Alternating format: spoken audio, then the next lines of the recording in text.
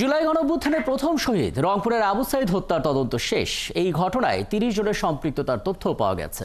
এই মামলার প্রতিবেদন আন্তর্জাতিক অপরাধ ট্রাইব্যুনালের প্রসিকিউশনের হাতে পৌঁছেছে এবং আজই মামলার আনুষ্ঠানিক অভিযোগপত্র দাখিল করার কথা রয়েছে। এর আগে গেল ১৫ জুন আবু সাইদ হত্যার ঘটনায় মানবতা বিরোধী অপরাধের মামলায় তদন্ত ১ মাসের মধ্যে শেষ করার নির্দেশ দিয়েছিল ট্রাইব্যুনাল। আগামী ১৪ জুলাই এই মামলার তদন্ত প্রতিবেদন আদালতে দাখিল করতে বলা হয়েছিল, তবে তার আগে তদন্ত শেষে প্রতিবেদন হাতে পেয়েছে প্রসিকিউশন। জুলাই আন্দোলনে আবু সাইদ হত্যা মামলাটি আন্তর্জাতিক অপরাধ ট্রাইব্যুনালের প্রথম মামলাটি ছিল।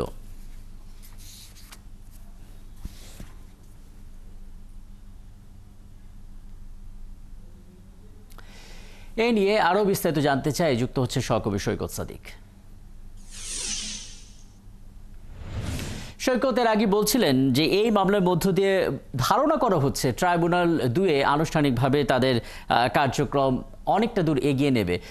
তদন্তে আর কি পাওয়া গেছে একটু জানাবেন, এবং এই ঘটনায় যাদের সম্পৃক্ততা পাওয়া গেছে তাদের মধ্যে ৪ জন তো ইতোমধ্যে আটক আছে আপনি বলছিলেন, বাকি যে ২৬ জন রয়েছে অর্থাৎ ৩০ জন বললে সেই তাদের পরিচয়গুলো আসলে জানা গেছে কিনা সেই ২৬ জনের?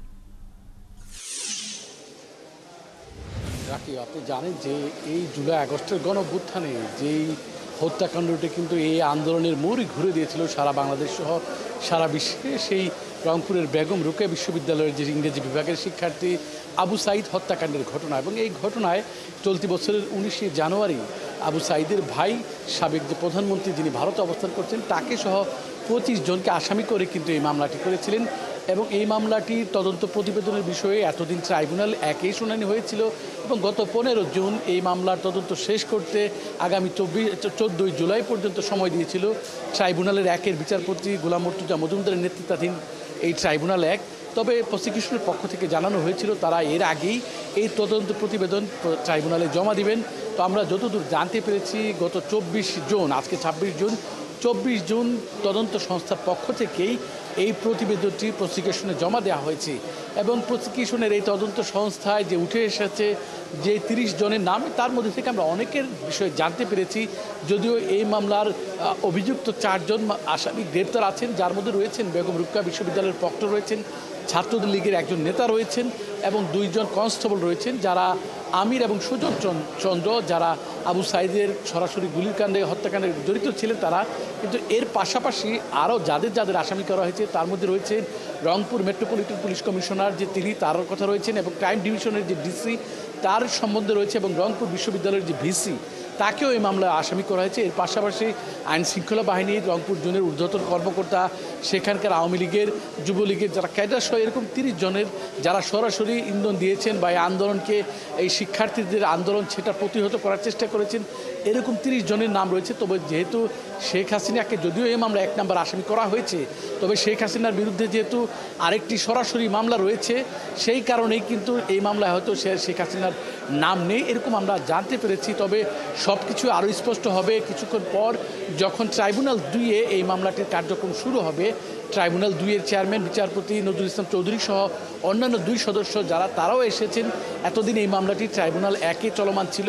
তো সব মিলে রাকিব, আমরা গণমাধ্যম কর্মীরা এখন পর্যন্ত সবাই বিষয়টা নিয়ে আজ অপেক্ষায় রয়েছি। তবে আমাদের আরও কিছুক্ষণ অপেক্ষা করতে হবে এবং আদালতে তদন্ত প্রতিবেদন জমা দেওয়ার পরেই কিন্তু আমরা পুরোপুরি বিষয়টি আনুষ্ঠানিকভাবে আমরা জানাতে পারবো এবং দর্শকদের জানাতে পারবো। রাকিব, এখন পর্যন্ত হচ্ছে এই আবু সাইদ হত্যাকাণ্ড মামলার অনেকগুলো তথ্য আসলে জানিয়ে দিলেন সৈকত সাদিক। আমরা অপেক্ষায় আছি আপনার কাছ থেকে পাওয়া সেই তথ্যগুলো নিশ্চয়ই আমরা ধাপে ধাপে দর্শকদেরকে জানাতে পারবো। আমরা আসলে যেই রংপুর নিয়ে কথা বলছি, রংপুরে জুলাই অভ্যুত্থানের প্রথম শহীদ, সে রংপুরে আমরা যেতে চাই, সেখানকার সাধারণ মানুষের প্রতিক্রিয়া জানতে চাই, পাশাপাশি স্থানীয় পর্যায়ে যারা গুরুত্বপূর্ণ ব্যক্তিরা আছেন তারাই বা পুরো বিষয়টা কিভাবে দেখছেন সেগুলো জানতে চাই। আমাদের সঙ্গে রংপুর থেকে যুক্ত হচ্ছে সহকর্মী শাহবাজিদ আহমেদ। বাজিদ, খবরটা তো পৌঁছেই গেছে যে জুলাই আন্দোলনের প্রথম শহীদ আবু সাইদ হত্যা মামলাটি আন্তর্জাতিক অপরাধ ট্রাইব্যুনালের প্রথম মামলা ছিল, তদন্ত শেষ হয়েছে, এখন সেটা ট্রাইব্যুনাল ২-এর দায়িত্ব এবং আজই হয়তো আন্তর্জাতিকভাবে আনুষ্ঠানিকভাবে আসলে অভিযোগটা দাখিল হয়ে যেতে পারে। সাধারণ মানুষ এবং আবু সাইদের স্বজন তারা কি বলছেন, তাদের কথাগুলো একটু শুনতে চাই আপনার মাধ্যমে। বাজিদ।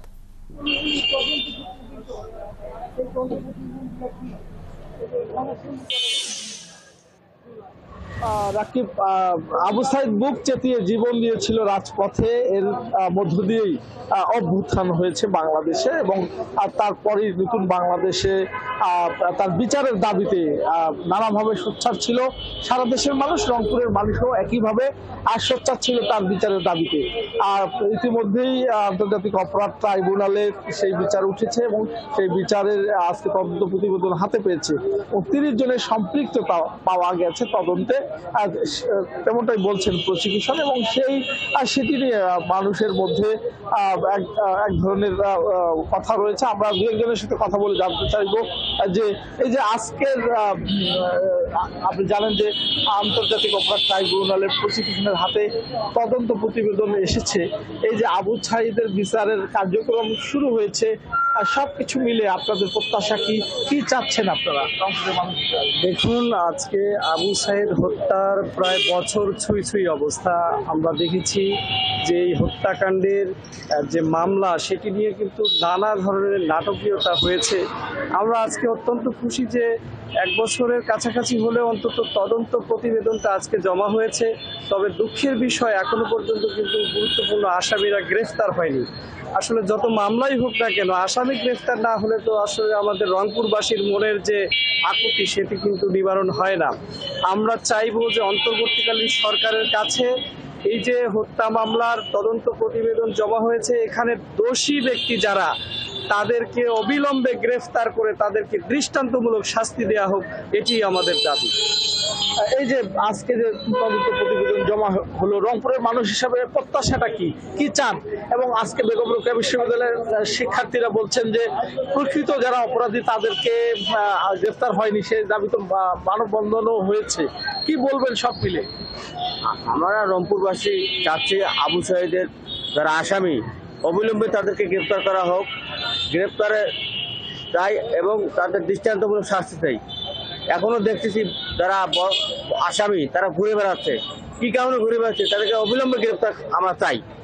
আপনার কাছে জানতে চাইবো যে আবু সাঈদের পরিবার তারকে যতটুকু রাষ্ট্র তাদের পরিবারকে সহায়তা দিয়েছে আর কিরকম সহায়তা দেওয়া দরকার, একই সাথে রংপুরের জন্য এই সারা বাংলাদেশ মুক্ত হলো, কি বলবেন রংপুরের সামগ্রিক উন্নয়ন নিয়ে?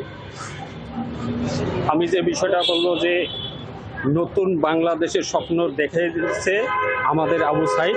এই আবু সাঈদের স্বপ্নটা তখনই বাস্তবায়ন হবে যখন তার খুনিরা, মূল আসামিরা গ্রেপ্তার হবে, প্রকৃতভাবে আইনের আওতায় আসবে। দুঃখের বিষয় হলো আজকে যে তদন্ত প্রতিবেদনের কথা আমরা শুনতে পারছি, তার আগে একটা গণশুনানির প্রয়োজন ছিল। যদি গণশুনানির ব্যবস্থা হতো তাহলে আমার মনে হয় প্রকৃত আসামিরা দ্রুত গ্রেপ্তার হতো। আর আবু সাঈদ রাষ্ট্র কর্তৃক নানাভাবে সহযোগিতা পাইছে, রাষ্ট্র আরও নানাভাবে আবু সাঈদের পাশে দাঁড়ায়, আমি এই কামনা করছি। অনেক ধন্যবাদ বাজিত। আমরা আসলে সাধারণ মানুষের কথা শুনছিলাম এবং প্রত্যেকেরই আসলে ঠিক এই মুহূর্তে একটাই দাবি, সেটা হচ্ছে তদন্ত শেষ হয়েছে, এখন যেন দৃষ্টান্তমূলক শাস্তিটা নিশ্চিত হয় অপরাধীদের। আরও কথা হবে পরবর্তীতে আশা করি। সহকর্মী সভা আজিত যুক্ত হয়েছিলেন, বলছিলেন রংপুর থেকে।